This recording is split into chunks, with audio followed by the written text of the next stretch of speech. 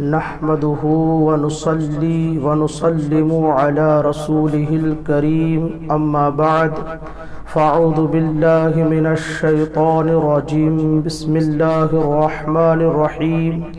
ولا تهينوا ولا تحزنوا وأنتم الأعلون إن كنتم مؤمنين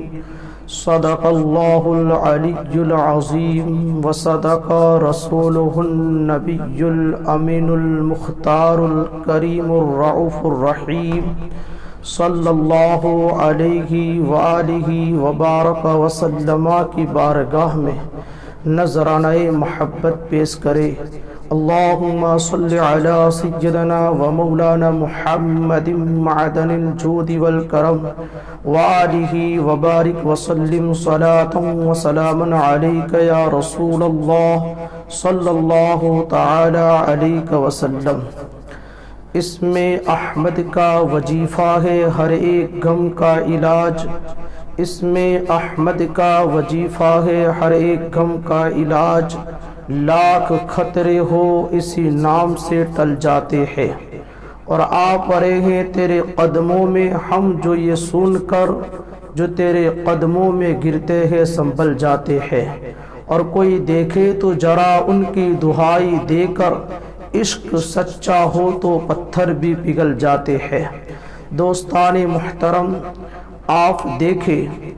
مکہ کی سرزمین پر ہمارے آقا حضور سید عالم صلی اللہ علیہ وسلم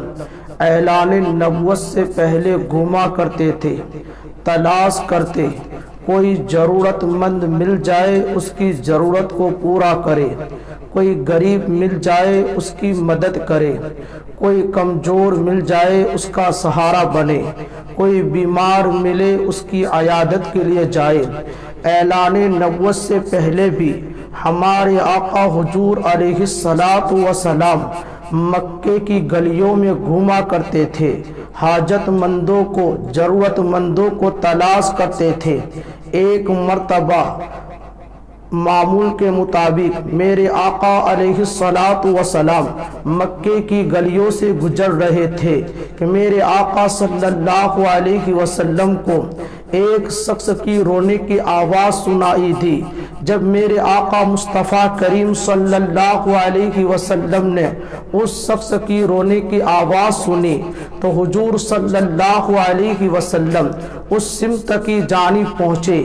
اور دیکھا تو ایک حبشی غلام تھا جو رو رہا تھا۔ حضور صلی اللہ علیہ وسلم قریب جاتے ہیں اور پوچھتے ہیں، اے غلام تو کیوں رو رہا ہے؟ آخر تیرے رونے کی وجہ کیا ہے؟ آخر تو کیوں رو رہا ہے؟ تو اس حبشی غلام نے کہا کہ میرا مالک بڑا ظالم ہے جو مجھ پر بڑا ظلم کرتا ہے، میں دن بھر تو ایک پاؤں پر کھڑے ہو کر اس کی غلامی کرتا ہوں،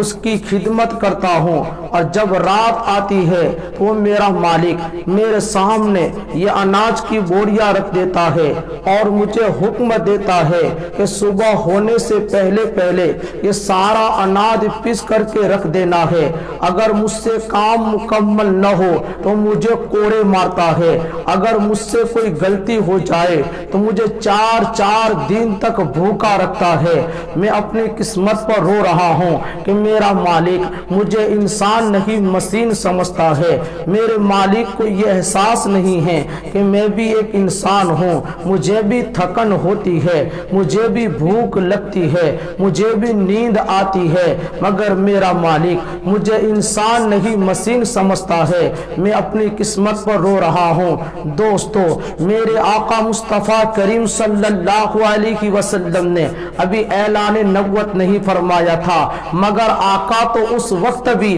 رحمت للعالمین بن کر کے آئے تھے۔ میرے آقا مصطفیٰ کریم صلی اللہ علیہ وسلم جب اس حبشی غلام کی یہ حالت دیکھتے ہیں، اس کا رونا دیکھتے ہیں، تو مصطفیٰ کریم صلی اللہ علیہ وسلم نے فرمایا میں تیری اور تو مدد نہیں کر سکتا، ہاں اتنا ضرور کر سکتا ہوں کہ تم تھوڑی دیر کے لیے آرام کر لو، میں تمہارے حصے کا دانہ پیس دیتا ہوں۔ وہ حبشی غلام کہتا ہے اگر یہ کام بھی ہو جائے تو میرے لیے کافی ہوگا، اگر آپ اتنا بھی کرم فرما دے تو میرے لیے بہت اچھا ہوگا۔ دوستو، میرے آقا مصطفیٰ کریم صلی اللہ علیہ وسلم نے اس کالے حبشی غلام کو چکی سے ہٹایا اور اپنے مقدس ہاتھوں سے میرے آقا چکی چلا رہے ہیں اور اس کا آٹا پیس رہے ہیں، اور وہ حبشی غلام جو دن بھر کا تھکا ہارا تھا قریب میں زمین پر لیٹتا ہے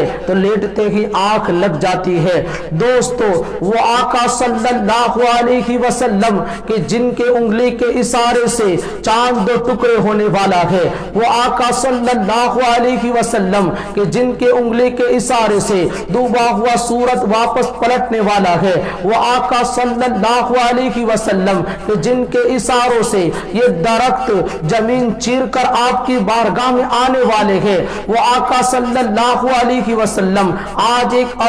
اجنبی آدمی کی مدد کے لیے اپنے ہاتھوں سے چکی چلاتے ہیں، اس کا آٹا پیستے ہیں، رات بھر اس کا کام کرتے ہیں، صبح ہونے سے پہلے سارا کام مکمل ہو جاتا ہے۔ جیسے ہی صبح ہونے کو تھی تو کالا حبشی غلام اس کی آنکھ کھلتی ہے، آنکھ کھلتے ہی گھبرا جاتا ہے، کب کیا ہوگا، میرا مالک نے مجھے دیکھ لیا اور کام مکمل نہ ہوا تو وہ مجھے کوڑے مارے گا، مجھے سزا دے گا۔ جب وہ اٹھا اور دیکھا کہ اجنبی آدمی کہاں ہے جو رات کو یہاں آیا تھا، دیکھا تو آس پاس میں کہیں نظر نہیں آ رہا ہے، مگر اس کالے حبشی غلام نے اناج کی بوریوں کو چیک کیا، ایک ایک کر کے کھول کے دیکھا تو حیران ہوا کہ رات کے اجنبی آدمی نے سارا اناج پیس کر کے رکھ دیا ہے، سارا کام مکمل کر کے رکھ دیا ہے۔ یہ دیکھتے ہی خوش ہو جاتا ہے اور کہتا ہے آج میرا کام مکمل ہو گیا اور میں اپنے مالک کی مار کھانے سے بچ گیا، میں کوڑے کھانے سے بچ گیا۔ یہاں تک کہ فرمایا گیا جب دوسری رات آتی ہے تو میرے آقا مصطفیٰ کریم صلی اللہ علیہ وسلم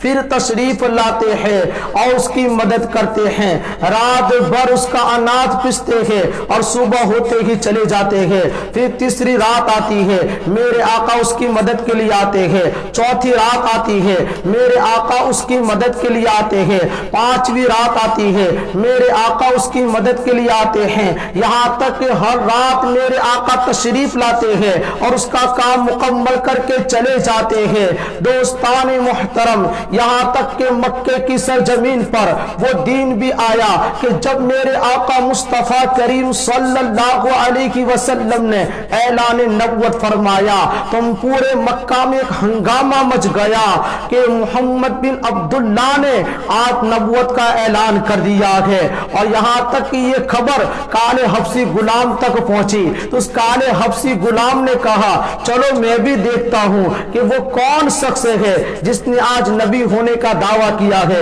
جس نے آج نبوت کا اعلان کیا ہے۔ وہ چلے اور تلاش کرتے کرتے جب وہاں پہنچے اور جب مصطفیٰ کریم صلی اللہ علیہ وسلم کے روح زیبا کو دیکھتے ہیں، میرے آقا کے نورانی چہرے کو دیکھتا ہے اور پتا چلتا ہے کہ انہوں نے نبی ہونے کا دعویٰ کیا ہے، انہوں نے نبوت کا اعلان کیا ہے، تو کالا حبشی غلام بے ساختہ پکار اٹھتا ہے اگر انہوں نے نبی ہونے کا دعویٰ کیا ہے تو میں یہ گواہی دیتا ہوں کہ یہ سب جھوٹا نہیں ہو سکتا، اس کا دعویٰ غلط نہیں ہو سکتا۔ ارے مجھ سے کوئی جان پہچان نہیں ہے، مجھ سے کوئی رشتہ ناتا نہیں ہے، مجھ سے کوئی دوستی نہیں ہے، اور راتوں کو آ کر کے جو میری خدمت کر جاتا ہو، جو میرا کام مکمل کر جاتا ہو، یقیناً وہ سب سے بہترین ہوگا، وہ سب سے اچھا ہوگا۔ وہ کالا حبشی غلام کہتا ہے کہ میں گواہی دیتا ہوں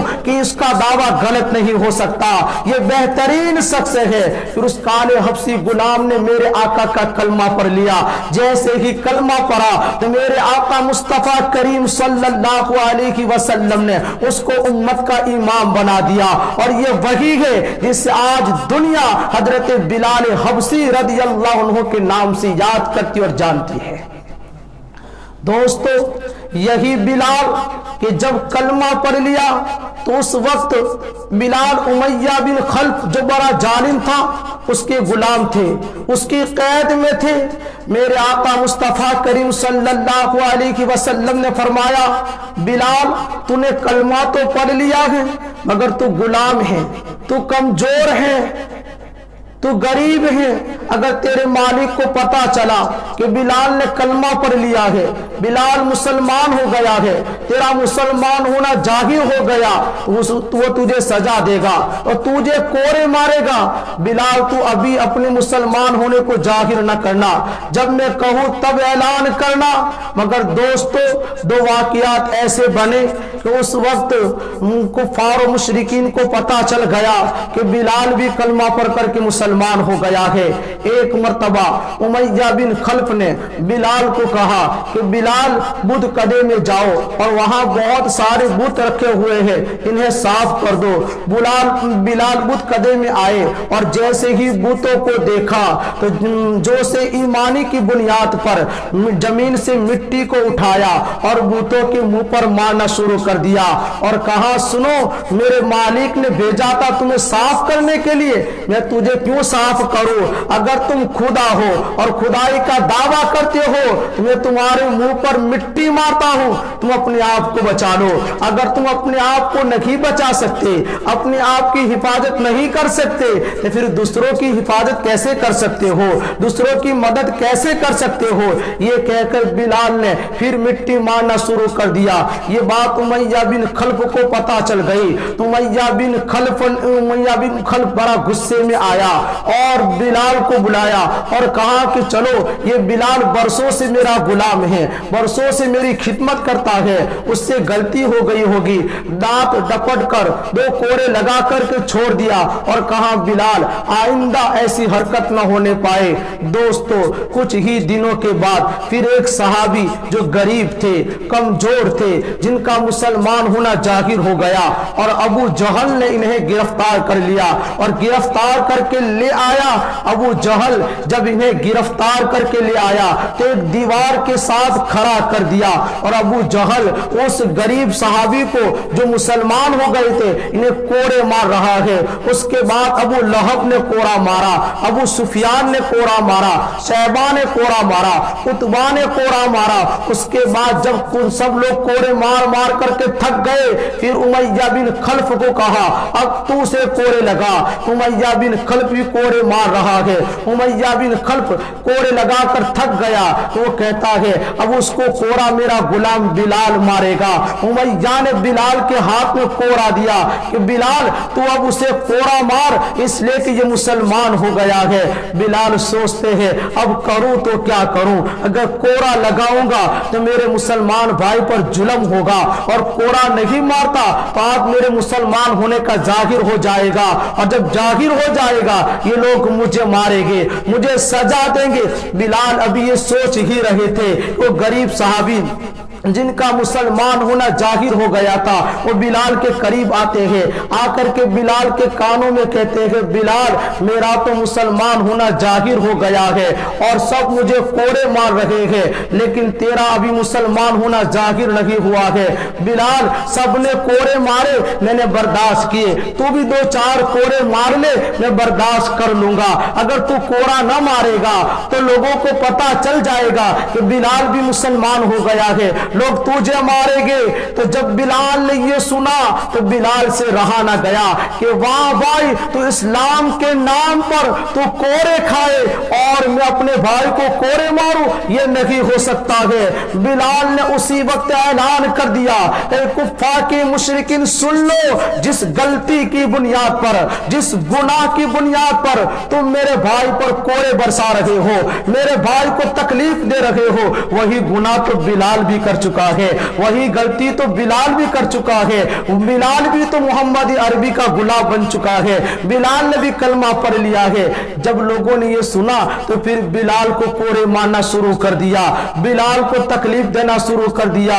جب بلال کو کوڑا برسنا شروع ہوا تو میرے آقا مصطفیٰ جان رحمت صلی اللہ علیہ وسلم کو خبر ہوئی تو میرے آقا صلی اللہ علیہ وسلم اپنے کمرے میں بیٹھے ہوئے تھے اور سوچ رہے تھے کاش میرے پاس دولت ہوتی، کاش میرے پاس مال ہوتا تو آج میں اپنے بلال کو خرید کر آزاد کر دیتا۔ میرے آقا اب یہ کہہ رہے تھے کہ حضرت ابو بکر صدیق رضی اللہ عنہ کو خبر ہو گئی تو ابو بکر صدیق نے اسی وقت بلال کو خرید کر آزاد کرنے میں لگ گئے کہ میں کسی بھی طریقے سے بلال کو خرید کر آزاد کر دوں گا۔ دوستو اب دیکھیں بلال کو وہ کیسی تکلیف دیتے تھے۔ امیہ بن خلف بلال کو رسیوں سے باندھ کر کے مکے کے آوارہ لڑکوں کے حوالے کر دیتا اور وہ لوگ مکے کی گلی کوچوں کے اندر بلال کو گھسیٹتے تھے اور لے کر کے دوڑتے تھے، لوگ پتھر مارتے تھے، بلال لہو لہان ہو جاتے تھے، یہاں تک کہ بلال کے جسم پر تھوکا جاتا تھا اور امیہ تو یہاں تک تکلیف دیتا تھا کہ گرم ریت پر لیٹا دیتا تھا اور سینے کے اوپر وزنی پتھر رکھ دیتا تھا، وزنی پتھر رکھ دیتا تھا۔ حضرت بلال رضی اللہ عنہ جب کوڑا لگتا تھا تو اور امیہ تکلیف دیتا تھا تو آپ احد احد کا نعرہ لگاتے تھے اور ایک کوڑا پڑتا آپ کہتے ہیں میرا اللہ ایک ہے، میرا اللہ ایک ہے، اور جیسے ہی کوڑا لگتا آپ مسکراتے تھے، آپ ہنستے تھے۔ لوگوں نے کہا بلال دیوانہ ہو گیا ہے، بلال پاگل ہو گیا ہے، یہ کوڑا پڑ رہا ہے اور یہ مسکرا رہا ہے، یہ ہنس رہا ہے۔ بلال آخر تیرے مسکرانے کی وجہ کیا ہے؟ تو مسلمانوں سنو بلال کا جواب سنو۔ بلال کہتے سنو جب ہم بازار جاتے ہیں مٹی کا برتن خریدنے کے لیے تو ہم یوں ہی پیسہ دے کر کے سودا نہیں کر لیتے، پہلے مٹی کے برتن کو ٹھوکتے ہیں، بجاتے ہیں، چیک کرتے ہیں کہیں کچا تو نہیں ہے، اگر کچا ہوگا تو سودا نہیں کرتے، پکا ہوتا ہے تو سودا کر لیا کرتے ہیں۔ تو سن لو میں بھی بازار مصطفیٰ میں بکنے کے لیے آیا ہوں، میرا اللہ مجھے آزما رہا ہے کہیں بلال کچا تو نہیں رہ گیا، کہیں بلال کچا تو نہیں رہ گیا، کہیں بلال واپس تو نہیں پلٹ جائے گا۔ اس لیے میں اللہ کے نام پر پڑھنے والے کوڑوں پر میں مسکرا رہا ہوں، میں ہنس رہا ہوں کہ مولا تیرے نام پر اگر یہ ظالم میرے جسم کی کھال بھی کھینچ لے میں اپنی کھال کو کھچوانا گوارا کر لوں گا، لیکن تیرے نام پر پڑھنے والے کوڑوں پر میں آہ اور اوہ کہوں یہ مجھے گوارا نہیں ہو سکتا۔ اس کے بعد